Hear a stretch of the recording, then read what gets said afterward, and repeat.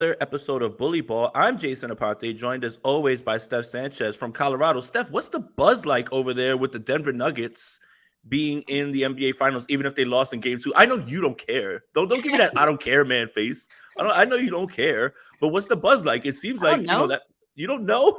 No, I don't care. I feel like I don't go to like downtown much, so maybe the buzz is bigger there, but I'm from obviously the Bay Area, and when the Warriors were on their first, championship run with the Curry era, it was mayhem. Like everyone, and I mean everyone was into it. Everyone was buying the NFC championship, the conference championship shirts. They were sold out at Dick's or whatever store you wanted to find them. They'd be sold out. I just went to I don't even remember what store. I think it was like Kohl's or I don't know. It was some store and they had some.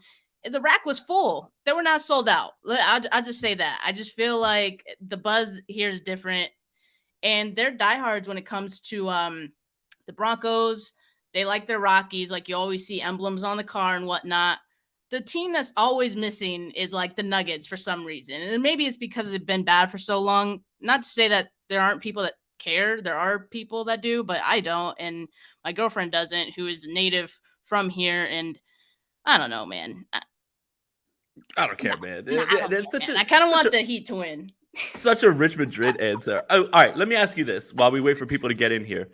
Um, do they care more about the Avalanche? You think? Yes, absolutely. I mean, it's Yeah, hockey, man. And the Avs are pretty good. So yeah. And go and Avs. for me, I'm not a Knicks fan, but New York, when the Knicks are in the playoffs and winning, like you see all those videos outside of Madison Square Garden, the city Those are is hilarious. yeah, they're insane. They're nut jobs. They deserve all the slander. But the city is always better when the Knicks are playing well, and the Knicks are a playoff team. And this year was the Knicks, the Rangers, the Yankees will be in the playoffs again. It's always better, even though I only care about the Yankees. I will admit that the vibes are better when the Knicks are playing well, and those guys are yelling in the street and cursing about Kevin Durant. So, all right. Anyway, nobody cares about that. So, quarterback news. Might as well just start with it. At first, there was an article that came out, Matt Mayoko speaking about Brock Purdy's timeline and timetable. And now there seems to be, I don't know. I don't even know what to call it, Steph. I really don't. I woke up this morning and there was a lot of text messages in my phone about like, what's going on with this? And why does it seem like he might be pulling it back? I'll let you fill us in on what you feel like is going on. Well, first, should we talk about the article, because like I Sure. feel like there might be some people who maybe haven't seen it or read the article. So basically, yesterday morning, Matt Mayoko put out an article that was titled "Why Signs Point to Purdy Opening Season as 49ers Starter," in which he pretty much said that all signs point to, Brock Purdy starting week 1. And here's a direct quote. Thank you, Rob, for putting that up. It says, if Brock's road to a full recovery stays true to the 12-week time frame, he would receive full medical clearance to play football around August 21st, or 20 days before the start of the 2023 NFL season. So again, like this base, and also I think some of the optimism that we were hearing from Kyle Shanahan would seem to suggest that there's a real possibility that Brock Purdy is going to be ready week 1, right? Like that's the sense that I'm getting. But I think what people are taking this to mean is he's definitely going to be ready week 1. There's still an if in this statement. The sentence literally starts with an if. As of right now, everything looks great with Brock Purdy's recovery. I mean, he has started throwing a regulation football. That is all great news. As of this point, it is June 6th.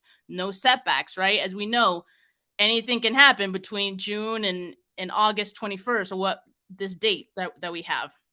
So the situation is still fluid. And so I think people saw this and started running with, well, he's definitely going to be ready week 1. That is not what Matt Mayoko was saying. He's also not saying that. I mean, I think people were saying like the team believes that he's going to be ready week 1. I don't know if that's really what he's saying either. I think because people are leaving out the if part of this. And so I think that's why this morning we saw Matt Mayoko kind of, or not this morning, it was like 11 p.m. last night. He was 11 p.m. Pacific? yes. It was like 10:45 Pacific time, and he responded to two tweets saying that's not what I said, this is what I said. And he pulled out this quote, like that direct quote that he was saying. That points out the if Brock's road to full recovery stays true to the 12-week time frame. So I don't know what to make of that. I think do you feel like Matt was maybe instructed or asked to clarify that a little bit because some of these pages who are highly followed. I mean, the SF Niners, Brad's our boy, so like tons of followers, respect his work. But do you think that could have been why Mayoko at 10:45 at night is like feeling the need to respond? I would think he'd be asleep by then, usually. I don't know. That's hard to say. I do think that what he is saying and the way that I perceived it is that now the idea of Brock Purdy being ready for week 1 is starting to get into the 80%, 90% range, and the optimism that the team had the entire time is now coming to fruition little by little. He hasn't had any setbacks. He hasn't had any soreness. Everything looks, and by the way, let me reiterate, this is best case scenario because we can eventually start talking about football players on this team that are not the quarterback if the quarterback is set, ready to go. Yeah. But I don't think it's that. I think that he really wants to clarify that what he's putting out there is the timeline that is being spoken about. It's not 100%, but it's getting closer and closer to that number. So I'll say that. I think it's that more than anything. And I think he wants everything to be clarified. I do think the Sam Darnold take thing kind of, I don't know if it spooked him a little, but he wants to make sure that everything that he's saying is understood and realized because you guys are internet bullies. You guys are internet bullies, right? Like you're just yelling at him about what he said without listening to everything that he said. And that happens a lot with not just Mayoko, with many people. You read a part of the quote that enrages you the most and you lose sight of the entire quote and you lose sight of the entire thought. But for me, I don't really think it's anyone telling Matt to. I think Matt is somebody who has a lot of journalistic integrity and somebody who would want the full story, the full scope of what he was saying, the full article idea to be out there. And I do think it was more around the premise that everything is trending in this direction, but it's still not certain. Yeah, absolutely. And I mean, one thing that's kind of come up with this entire discussion, I've seen people saying that Matt Mayoko is walking it back. He's not. Like, at what point is he walking any of this back or taking back what he said? He's not doing that. I mean, he's just simply clarifying what he said. And by the way, there is a possibility that if you try to look at this article from the URL that he posted it from yesterday, it won't work because NBC Sports updated their site. And so the article was not taken down. I just want to clarify that because there might be some people who think that. And yeah, that's reasonable to think. But I think if you just search the article, it's still up. So this is not being walked back. This is the new site. So that's what it looks like now. Yeah, so this is not being walked back. This is not being deleted. I think fans are making this a way bigger deal than it needs to be, man. You don't say. No way. No, Steph, wait a minute. Our fans would never, man. 49er fans blowing something out of proportion? Oh, come on. I can't hear that. I don't know. That'll never happen. But, okay, on that same note of people blowing things out of proportion, this conversation of Brock Purdy being ready week 1 has now brought back another conversation, which is Trey Lance potentially being traded, right? Because, I mean, you already have Sam Darnold. We already know how this team feels about Trey Lance. I've been saying the writing has been on the wall, right? So, and I think it's reasonable to think, I still think he will be traded at some point. And we're now past the June 1st deadline, quote unquote deadline, that I had kind of thought a trade could happen. And it's precisely the reason why I didn't think Trey Lance would be traded during the draft, because of the cap hit that would occur if they traded him before June 1st. We are past that point now. So now you don't pay as much money or you don't take as big a cap hit if you trade him at this point and beyond in this season. So it's brought back that conversation. Right or wrong, I think, again, I feel like it's a possibility, but I don't know if it's going to happen now. Like, I still feel like the 49ers would be ill-advised to trade him before things are a little bit more clear with Brock Purdy until he's fully cleared. I would like to then have that conversation. I don't want to have it right now. Um, yeah, I mean, I could understand why people would think this, right? You're hearing all these good reports, and I think I saw someone in the chat like, well, why are they working out more quarterbacks? Yeah. Well, I mean, I do want to at least throw this out there. They have a kicker that they can get rid of who, is holding up a 90-man roster spot right now as well too. So why wouldn't you take a chance on another guy maybe to have on a practice squad as well too?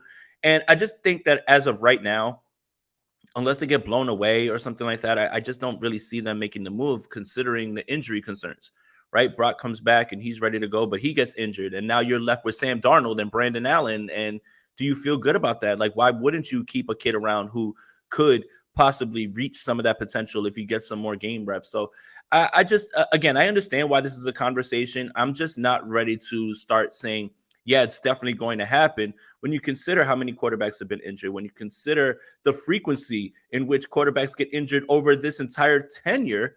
And then even before that, as we've only had one season with a full quarterback season, which is Jimmy Garoppolo in 2019. The idea of moving Trey Lance for whatever you can get at this point doesn't really make sense to me. But again, I've been firmly in this camp, and I'm going to reiterate my stance. If Brock Purdy was healthy, ready to go, no questions asked, didn't tear his UCL, Trey Lance would have already been traded, I believe, in my opinion. And also, it doesn't feel right to do that at this moment when there's still a small percentage of, hey, Brock may not bounce back right away, or he may not be the guy. Like, again, 49er fans don't like hearing, hey, there's a possibility that Brock Purdy might not be that guy that you saw for those 8 games. Like, that's in the realm of possibilities. It's in the range of outcomes. But they don't like hearing that. Brock's ready. He's healthy. He's going to be exactly that guy. I hope so too. But that doesn't always necessarily translate to what will happen. So why wouldn't you insulate yourself? Why wouldn't you be convicted in having as many quarterbacks as you can have? We reached our convicted quota. We got to drop that at least like once a pod. I do it on 49K too. I'm doing it. I mean, Rob added it to the the buttons, so it's definitely getting added in. One of the things that came out from this article that I thought this was the most interesting one. This interesting nugget of it was there will be no quarterback that will beat out Brock Purdy on practice reps. And this is the exact quote. There virtually will be no way one of the other quarterbacks will be able to take the job away from Purdy based solely on practices. Why? Because Purdy has already shown in games what he brings to the team. I thought that was 100% more interesting than the idea that Brock is trending in the direction that he is, because it's been put there and the optimism has been there since he had the surgery. There's been no sort of ever, like, there was no pushback, anything like that. Everything felt right. This feels a lot more concrete, wouldn't you say, Steph? Yeah, and I think we figured this, though. Like, when the season ended, I think we all knew that what Brock Purdy did outweighs what any of, Trey Lance or Sam Darnold would eventually do in these practices. I think, and that's why I think, like, we feel for Lance, because we're like, oh man, like, he's not really getting a fair chance. Like, we just want him to be able to get a fair chance.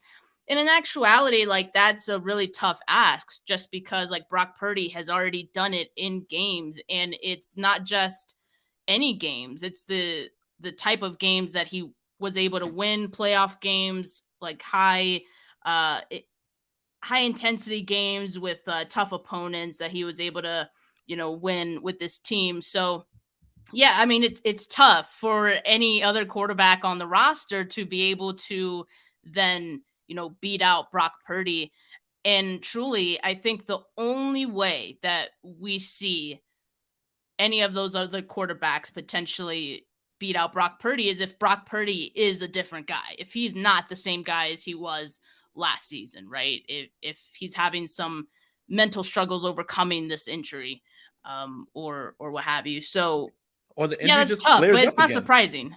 Or the at all. injury flares up again, right? Like, what if there's a It setback during the could. season? Like, all Yeah. of those. So, with the uncertainty of all that, you mean to tell me it's time to move away from the young man? That's the part that I really don't understand. I'm sorry, I didn't mean But to. Sam Darnold, Jay, Sam Darnold, he's and that's what's so frustrating. Like everyone, as soon as the possibility of Brock Purdy not being ready week 1 or not being the same guy, a lot of people, national media guys who I would assume have spoken to someone within the team, I'm just assuming that, they all mention Sam Darnold. Everyone, not one of them has like mentioned Trey Lance. The last time that Ian Rappaport mentioned Trey Lance, he was just like, Trey Lance, I guess, like because he got slapped on the hand for not mentioning I was gonna Trey say Lance last time. the So he was like, 49ers sent that text like, guess, "Hey, I watch guess. your mouth." The So 49ers he sent that, "Hey, sounded watch your mouth" text. Stop, he stop. sounded he sounded salty. He even had to mention Trey Lance. But that's my Yup. point, right? If Brock Purdy is not going to be the guy, their contingency plan, their plan B, their insulation is Sam Darnold. It is not Trey Lance. That's that that is the sense that I am gathering. I think You sound stressed. yeah, just a little bit. I'm trying to picture the way that they're explaining to Trey Lance that they're trading him. And it reminds me of one of my favorite Simpsons sayings, and Rob's gonna put it in there, but it's basically Milhouse's father goes into the cracker factory and he's like, "You're letting me go?" And he's like, "Kurt, crackers are a family business." He goes, "We don't know if single people eat crackers. It's a market we could do without." And he says, "Well, that's it. After 11 years, goodbye, good luck." And he's like, "I don't remember saying good luck." It's kind of what it feels like the 49ers are going to say to Trey if they ever do it. It's just, I don't know, what's going to happen. Obviously, anything can happen. Anything will happen when it comes to the 49ers. But, man, it sure does feel like we'll never really know what Trey Lance ever was. And the fear is that you're going to find out somewhere else. Yeah. And I think the question I'll pose to you, Steph, is hypothetically, Trey Lance gets shipped somewhere else and he figures it out and he looks like what they thought he would. How bad does that look on the 49ers? I mean, it looks terrible. Because they didn't have the patience. That's simply it. They didn't have the patience to develop him, to see what he can be. And I get it. It's because they're in this win now window, and they got to seize the opportunity. They got to go with the quarterback who gives them the best chance to win games, because that's where they're at. And so it looks terrible in hindsight why they made the pick in the first place. That's what reflects badly on the 49ers. If you knew that you were in this window and you weren't going to have the patience to develop someone and see what they can be, and all this talk about, well, Brock Purdy, his mechanics were bad coming out of college. If you knew all that, why'd you draft him? Why'd you draft a project? And if you didn't know, or just decided to ignore the fact that, his throwing motion or his mechanics weren't all there, why did you draft him? Why did you invest all of these picks for him? That's what reflects poorly on the 49ers. It already does. But lucky for them, Brock Purdy worked out. That's their saving grace. It is. It's the only thing that makes us, quote unquote, forget that It makes it they easier made to this deal big with. mistake. Yeah, It makes it easier to deal with. And I think there's a misevaluation portion of this as well too. You know what I've noticed? When Trey Lance was first drafted, he's the most pro-ready guy. He's ready to go as a pro. And then, oh man, he's a huge project. I don't know. When did that change? Like when did the evaluation from him being a smart guy playing in a pro style offense who runs a lot of Shanahan concepts and is smart, has all the tools, everything, to he's a project. He's literally a player that we're trying to turn from a tight end to a quarterback. It almost sounds like when they're talking about him. And not only the misevaluation portion, but the timeline that they were on. Again, I'll say it again, and I've said it a million times. When you pick a number 3, generally, no, not generally, for the most part, no, you know what? Most of the time, 99% of the time when you're picking a 3, you're a bad football team. You're a very bad football team. That's why you're picking a 3. And then when you have a team that has all this going for them in terms of Super Bowl window, you can't afford the patience for Trey Lance. If you wanted a guy who was going to be ready right away, you could have stayed at 12. You could have drafted Micah Parsons and loaded this roster up way more. Maybe stuck with Jimmy one more year. Maybe waited for Kirk, whatever. But using all of this to draft a player that at first you believe was pro ready, and now everybody throws around the term project, screams misevaluation and screams not being on the same timeline. Yeah, and that's pretty much what happened. And like I said, it reflects really, really badly on the 49ers. And I think like the criticism of how this team has handled the quarterback situation is so fair. Like it's so warranted and deserved, because it's like they don't really have a plan, it feels like, and they can just pivot, which is scary. Like in some sense, it's like, okay, at least they're not okay. Let me not say that they don't pivot, because they stuck with Jimmy Garoppolo for a little longer than I personally feel that they should have. Hey, whoa. Watch your mouth. No, I'm just kidding. That's going to be my new stick now. Hey, you want him back. That's my new stick now. It's bothering people about Jimmy Garoppolo. I'm sorry. Keep going. But I don't know. It feels like they don't really have a plan. They're okay with going to the next guy always, and there's no stability. There's been no stability. Even when Jimmy Garoppolo was here, it felt like there wasn't any stability, because he was always getting hurt, and you always had to have like a plan B there, which they often did not. It's just been a mess. It's been a mess, and I would like this to get resolved. That being said, if Brock Purdy is the guy, like I really hope that he works out, because I just want stability at the position. And I don't want to keep talking about who's going to be the backup. Like, what other team do we spend this much time talking about who's going to be the backup? Well, this is a long-lasting tradition with the 49ers. A long-lasting tradition. Let's do the history. Fans want to see what Joe Montana has. Well, then Joe Montana gets in. Well, then fans want to see what Steve Young has, and then Steve Bono, and then David Carr, and then Colin Kaepernick, and then Jimmy Garoppolo, and then what is it? Is it because possibly the football gods saw the 49ers strike gold, no pun intended, with Joe Montana and then Steve Young back-to-back, two top 10 quarterbacks of all time, back-to-back, no questions asked, and then said, we are going to put you through quarterback hell for the rest of your time. That's your fault. And that it's like, we're going to give you heaven in the beginning, and then we're going to give you hell after that. But it seems like the 49er fan base has been doing this forever, right? We didn't have Twitter back in the day when it was built different. Joe Montana and Steve Young. But I would have loved to have heard the conversations, because it feels eerily similar to, I'm Team Jimmy. You can't get rid of Jimmy. I want to see the kid play. Let's play Trey Lance. So real quick, just to double back on this, my father, who gave me the game as a 49er fan, was so furious at the idea that the 49ers didn't want Joe Montana back, and was like, I'll never watch them again. And he lied.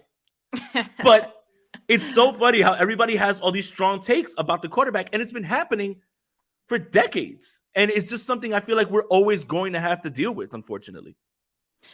Grant, not too long ago, I think yesterday or the other day, he posted a tweet, and he was like, there's like, I think he listed like 5 franchises that can just continue to print money without winning a Super Bowl. One of those teams were the 49ers, because, to your point, your dad, he got pissed off of some of the decisions they made. People are going to continue to watch. You know what I mean? It's like they have a hold on us, and yeah, we're mad about the quarterback position and how they handle that, and some other things. The fact that they haven't won a Super Bowl in, decades, but we're still going to watch, and we're yeah, that's a tweet. Rob, dude, you pull that up so fast. Awesome.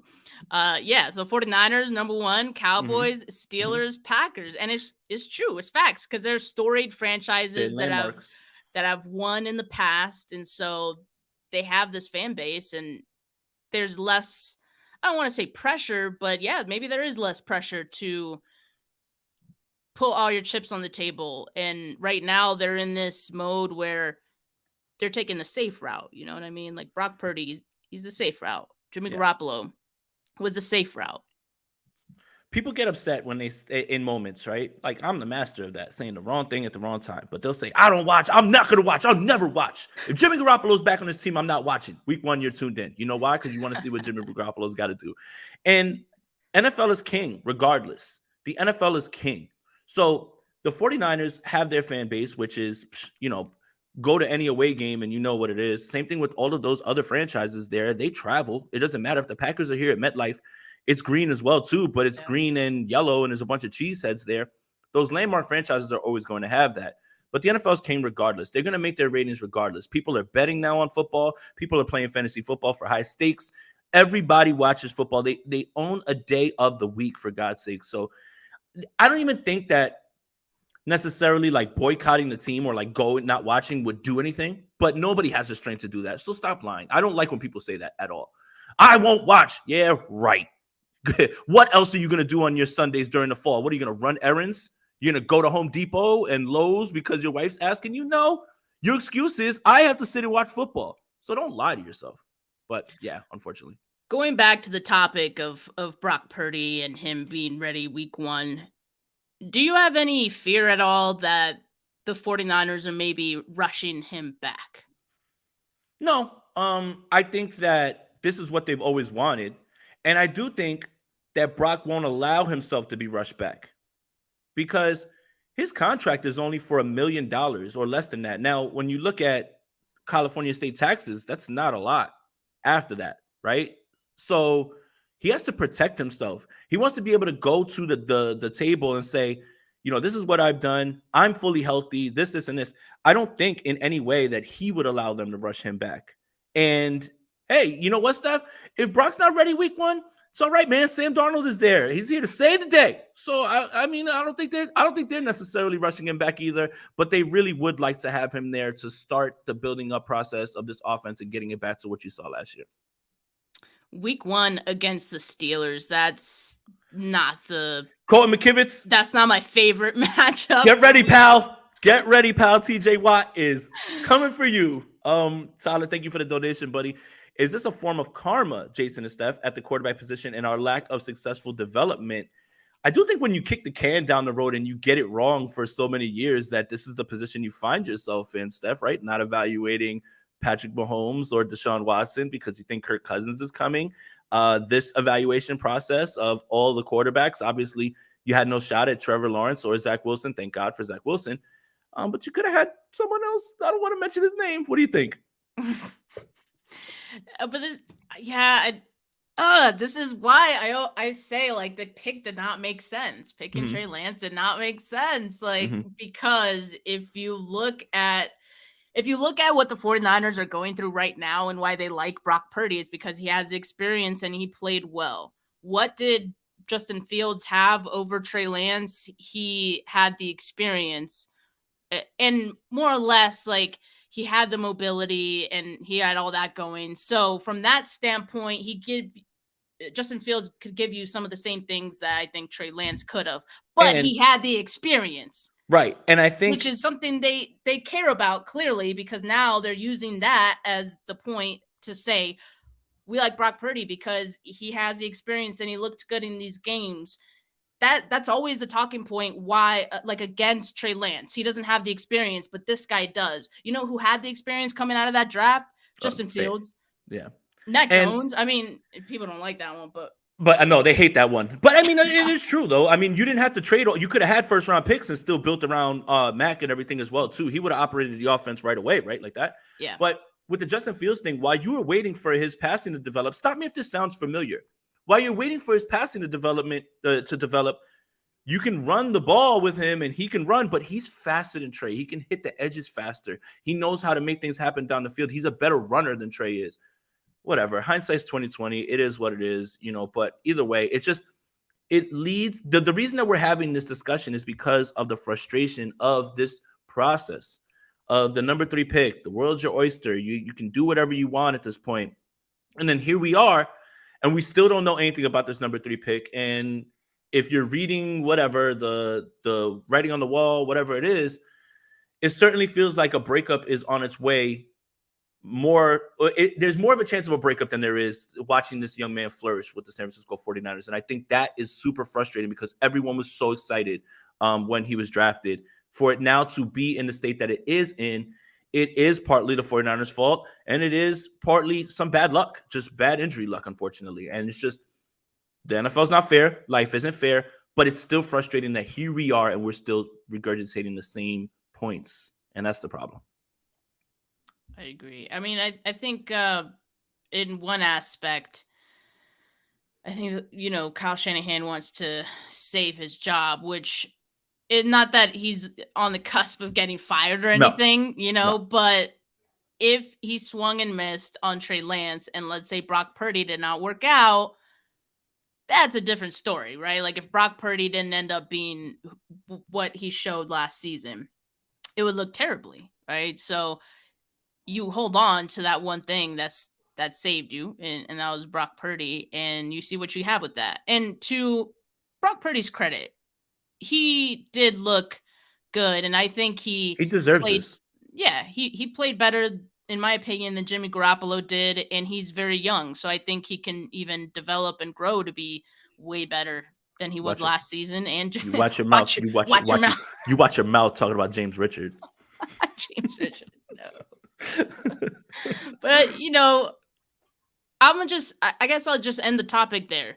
One, the pick didn't make sense, picking Trey Lance. And two, Brock Purdy, like you said, he deserves this. Let's leave it at that. He does. He absolutely does. All right. 30 minutes on the quarterback position. Not bad. I mean, it could have been a whole episode, but mandatory minicamp does start today. Is that correct? It does, and they canceled the last week of OTAs in order to move their mandatory minicamp up. Yeah, the same thing they did last year. Do you think that we see a Nick Bosa appearance? Do we see a smaller bear?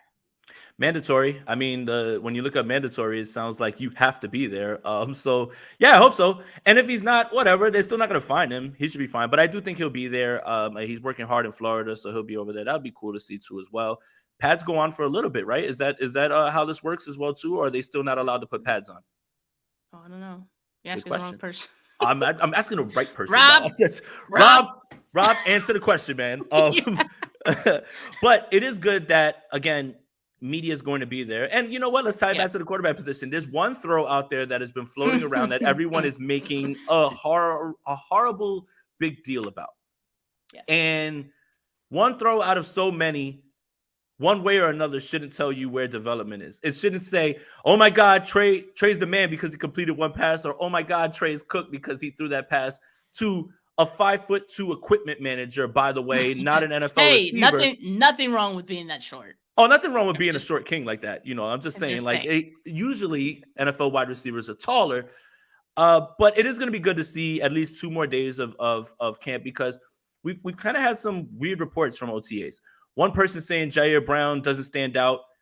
Brendan, are you saying Jair Brown is stealing every single interception that he can and looks good? 2 days in a row feel good, and we'll start to get a clearer picture of where guys are, what they've been doing, as opposed to like 1 day this week, 1 day next week. I think that's the exciting part, wouldn't you say? Yeah, absolutely. And there's already been some guys that in OTAs have turned some heads. You mentioned one of them, Jair Brown. The other guy is Brandon Ayuk, who his words were, I'm about to take off, right? So I totally believe him when he says that. Sometimes, you get some quotes this time of the year and you look back at the end of the season, you're like, that was cap. But I totally believe it when it comes to Brandon Ayuk. I think he's poised for a really great year. So I'm excited for that. But there's some other battles too, and some other question marks, some questions that we're going to get answered. One of them being, is Drake Jackson going to take a second-year leap? And we're a step closer to getting that answer, I think, as part of mandatory minicamp. But in hearing some of the assistant coaches speak last week with the media, I think we got a lot of good insight into where certain positions are. Like, I feel really great about, for example, the offensive line. I think Chris Forster gave us a lot of insight and confidence that he was able to talk about both McKivitz and also Spencer Burford. So those spots are they're solidified, I think, and that's great, because I think for the last few years going into this time of the year, those spots or other spots on the offensive line haven't really been solidified, and we're like, who's it gonna be? And now going into it, you're gonna get more or less the same start as last year, except for McKivitz. But I think that's a really great place for this offensive line to be. I feel like that's an underrated position that you need to have sewn up, because continuity and chemistry is a huge thing with offensive line play. That's going to help Christian McCaffrey, the run game. That's going to help the quarterback, whoever that is. I'm just kidding. Brock Purdy, Sam Darnold. You know what I mean? So I think we got some good insight from the coaches. And sorry, I'm just going to throw in this other point too, because Anthony Lynn spoke and he said something very interesting.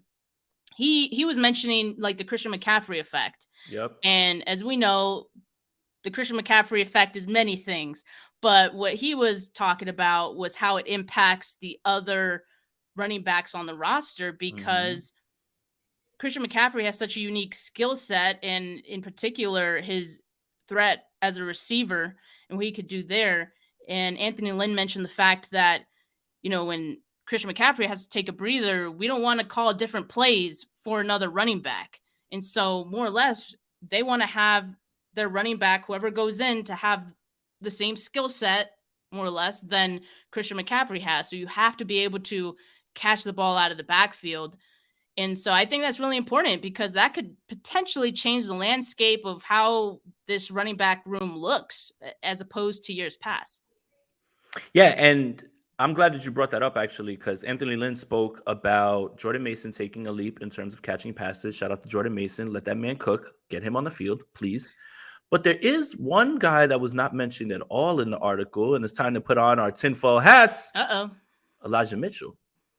Not mentioned at all. He talked about TDP. He talked about Jordan Mason.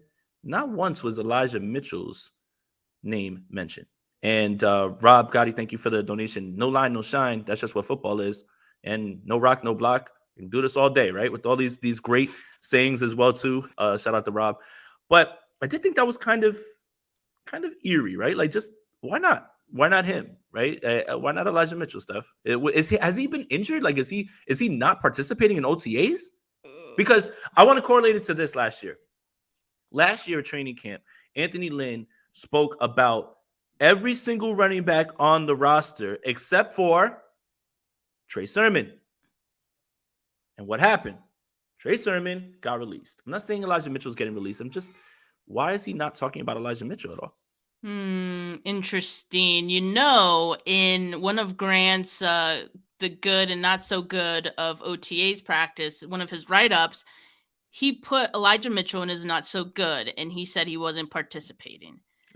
He speculated whether or not that was because of an injury. We don't know. We haven't heard anything of the sort, but we also haven't heard that he's been out there, right?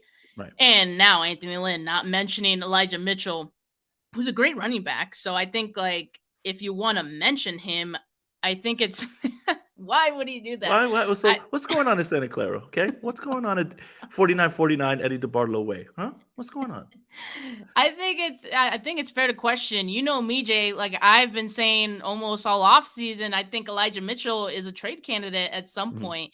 And what's funny is that this time last year, we're talking about, it was last year, right? Trey Sermon.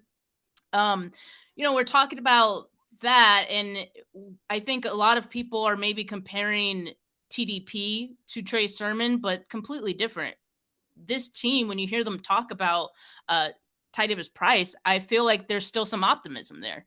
There's still, they want to see something, and I think in actuality, the reason that he wasn't really on the field last year was more so because he didn't play special teams. Like, it just didn't make sense from a logistical standpoint to have him active for game day. It's not the talent factor. It's not the fit on this team factor.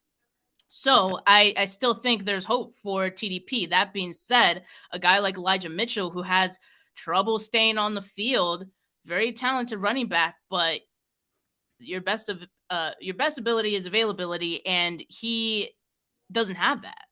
So I think it would make sense for the 49ers to look to move on from that sooner than later, especially with the emergence of Jordan Mason. And he absolutely, I think, deserves to get more looks based on what he did last season. I thought he spelled Christian McCaffrey pretty well. Yeah, and again, you hit the nail on the head. Jordan Mason is a special teams contributor. That's why he's active on game days.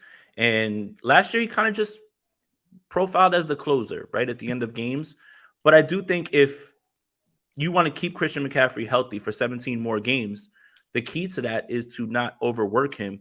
And if Jordan Mason can keep the offense on schedule, and I love that you brought up about what Anthony Lynn said about, well, we can't just change everything that we're doing when Christian McCaffrey goes for a breather. We want to make sure that we run the same exact offense, and these guys have to step up. If you can run that same sort of offense and Jordan Mason can show that he can be at least a little productive and give you at least a threat of that out of the backfield, then it just gives whoever the quarterback is, another outlet, another reason to feel safe when the progressions aren't there, when the defense is pressuring you. You know where to go with the football. So yeah, I love that Anthony Lynn said that, because I do think that a lot of people believe that when McCaffrey's on the field, there's going to be play calls one way, but you can't tip that off to the defense in that way. They cannot know that there are going to be things that are like there's no chance they're going to throw the ball to the backfield. Like, you can't have that. We did see it a little bit last year with Elijah Mitchell, though, when he came back. Brock Purdy threw a touchdown pass to him, I believe, in the Seattle game as well too. Like, it's still there, and I think that that's a lot of what we kind of forgot about Mitchell, was that he was a little bit more of a pass catcher out of college. But he hadn't really shown it in the league. You kind of almost thought he was going to be the third down back the year before Christian McCaffrey got there. So it's still something that, again, when you're talking about keeping defense on their toes, is making sure that you can show them everything. You can make sure you can threaten them at all levels, and you don't take that away when one player is off the field. We can always sign Tevin Coleman. I think, Rob, we had another super chat from the Ink Talk, I think, if I'm not mistaken, if you want to get that. There we go. Ink Talk TV says, Purdy, with all this experience, still went last, and now he's the savior. I wonder if the Cowboys have this narrative with Cooper Rush. Nope. Is Cooper Rush even their backup still? I don't know. I think to this point, the way that the Cowboys won games with Cooper Rush wasn't exactly the same as the way the 49ers were winning games with Brock Purdy. And for the 49ers to put up 30-plus points for the first time since, like, Steve Young in a long stretch like that, how many times they did that, I think it speaks more to Purdy being someone who was operating the offense at the highest level we've seen anybody under the Kyle Shanahan era. So I understand the sentiment with that, but I don't think Cooper Rush was really turning people's heads. They were just winning ball games. And for me, the people that were trying to prop up Cooper Rush over Dak Prescott was probably people who love the stat of QB wins. Yeah, and as we know, there's no such thing. I mean, there's way more that goes into a quarterback winning games, and like we said, it's about how the games are won by the quarterback that I think gives me confidence in Brock Purdy potentially being a guy. I don't know yet if he's the guy. Now, the 49ers may think he is. He deserves the first shot. That's up for them to decide, but he looked like a guy, right? Last season based on what he did. So yeah, he definitely deserves a shot. Going back to the topic of Elijah Mitchell, I felt like last season, and like I talked about the fact that he's a very, talented back. And if you look at the splits for Christian McCaffrey's stats, when Elijah Mitchell is there, Christian McCaffrey was way more efficient as a runner, and vice versa. I think like they both helped each other out a lot. But again, he can't stay on the field. So I think that's really what it all comes down to. And maybe a decision is going to come soon, because right now the running back room, I think, has a lot of potential. Like, there's a lot of good talent there. Even people mentioning, is it Kalen LeBourne? I think that's his name. Yeah. So I know there was optimism around him too. I haven't gotten to see him. None of us have gotten to see him, but there's some optimism there. So it's a really deep running back room, and as we know, someone good is gonna be let go either via trade or released at some point. Like, it happens every year with this team, right? Because they know how to pick up running backs. So that's just the nature of the game. But we do have another super chat here. Moe says, I still can't reasonably think Lance will be traded until we see how this season unfolds. Certain variables and the circumstances haven't fully materialized. Just can't be certain and make declarations. I 100% agree with that sentiment. Wait a minute. Is that an objective, level-headed, reasonable take? Get that off the screen, man. Are you kidding me, man? Get that out of here. No, that's exactly right? Like, honestly, that is exactly right. And that's the thing is, for a team that just saw their season and their Super Bowl hopes go down the drain because they lost all of these quarterbacks to injuries, getting rid of a quarterback now is your plan. That's the plan. That's the move now, right? Like, we're just going to let it roll with Sam Darnold and Brandon Allen, and God help you. I mean, Josh Johnson, I think he signed with somebody, so I don't even know if he can come back at this point.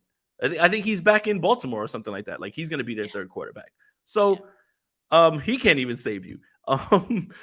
It's just, you don't want it to be at a certain point in the season where you have all these injuries again, and you're asking yourself inside the building, should we call Cam Newton?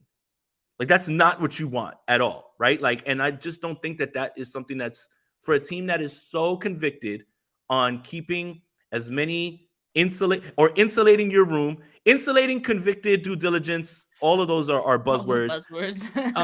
But I just don't see how that's a possibility right now, especially for what is the trade value that you're getting back. Like, you can't be that desperate to just say, we're done with you. You have to get Johnson is in Baltimore. Yes. So Josh Johnson can't even save us. So. But I wonder, so I'm under the same thought that, to me, if they kept all three of these guys on the roster, that's great. Like, I feel like that's a good scenario. Like, why not? But I wonder if, from the team standpoint, they think this is probably the best potentially time to trade Lance based on what they can get back. Because next year, when another year of not playing under his belt, and he's maybe the QB3. I don't know. I'm just speculating on that. And you have to pick up his fifth-year option, which at the number 3 pick is not like $1 million. It is very, very reasonable. It's a high salary. So it would be very difficult to trade Lance, I think, next year. So maybe they're kind of thinking ahead a little bit and saying, we have to do this now or it's not going to happen. And we're not going to get anything back. That's the one thing, is the 5th-year option. I think that's probably what's more pressing than the trade value that you're going to get back. And that's why maybe you'll see such a low trade compensation sent, because any team that sends something for Trey Lance has to pick up that 5th-year option. And that is not cheap. He's the number 3 pick, and he's a quarterback. So the way that the 5th-year option goes, it's based on your draft capital and where and what position you play.